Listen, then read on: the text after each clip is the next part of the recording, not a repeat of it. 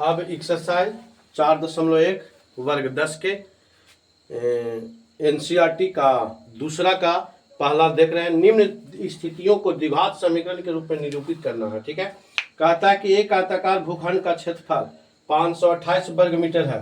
क्षेत्र की लंबाई चौड़ाई के दुगुना से एक अधिक है। हमें भूखंड की लंबाई और चौड़ाई ज्ञात करनी है। तो केवल समीकरण निरूपित करना है। तो सबसे पहले मैं इसका प्रश्न को बोर्ड पर लिख दे रहा हूं। दूसरा का पहला है एक आयताकार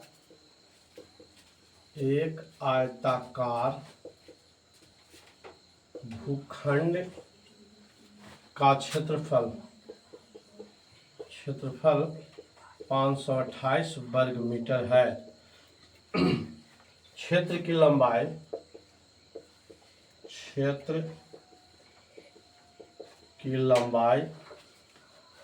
मीटरों में क्षेत्र की लंबाई मीटरों में चौड़ाई के दुगने से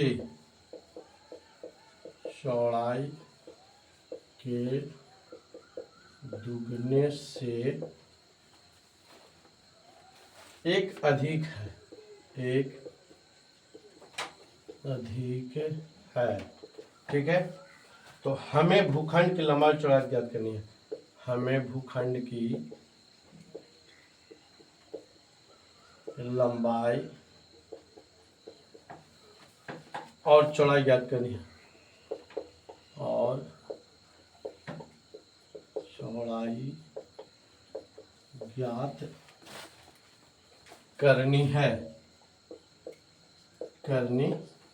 ठीक है, तो हल लिख रहे हैं। अब पढ़ देते हैं प्रश्न को। एक आयताकार भूखंड का क्षेत्रफल। देखिए, मान लिया जाए आयताकार भूखंड है। आयत किसको कहते हैं? जिसको लंबाई और चौड़ाई।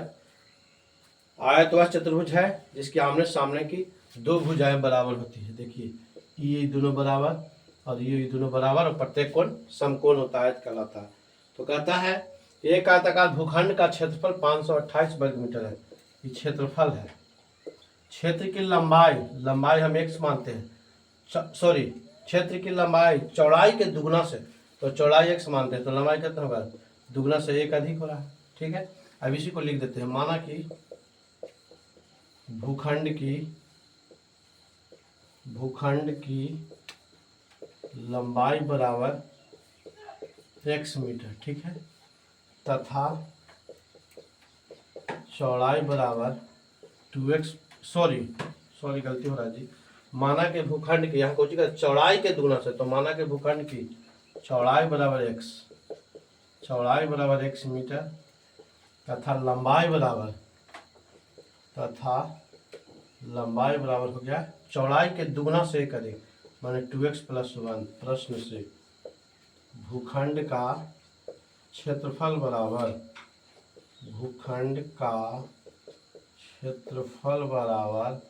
लंबाई गुना चौड़ाई। ठीक है, तो इम्प्लाई दैट 528 बराबर लंबाई कितना है? 2x + 1 गुना x। ठीक है, तो 528 बराबर 2x² + x imply that 2x² + x minus 528 बराबर 0। यही आपका क्या हो गया? समीकरण हो गया। ठीक है, अब हम लोग देखते हैं दूसरा। इसको मैं मिटा दे रहा हूं।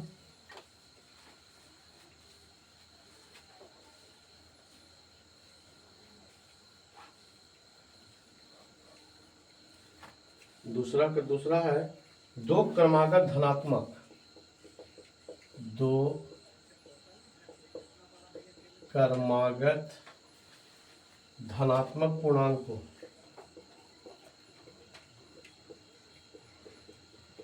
पूर्णांकों का गुणनफल 306 है।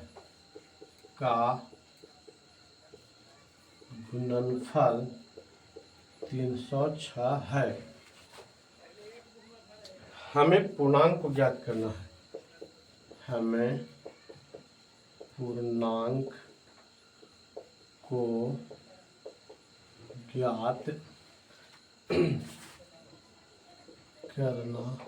है। ठीक है, तो हल दो क्रमागत धनात्मक पूर्णांक आ रहा है, तो माना कि पहला पूर्णांक बराबर x तथा दूसरा पूर्णांक बराबर क्रमागत कह रहा है तो x+1 होगा, ठीक है। और गुणनफल कह रहा है तो प्रश्न से गुणनफल मैंने गुना करना है, x इंटू x+1 बराबर 306 हो गया, x² प्लस x बराबर 306, x² प्लस x माइनस 306 बराबर 0, ठीक है। अगर ये वीडियो पसंद आए तो अपने मित्रों के पास शेयर करें, मेरे चैनल को सब्सक्राइब करें, लाइक करें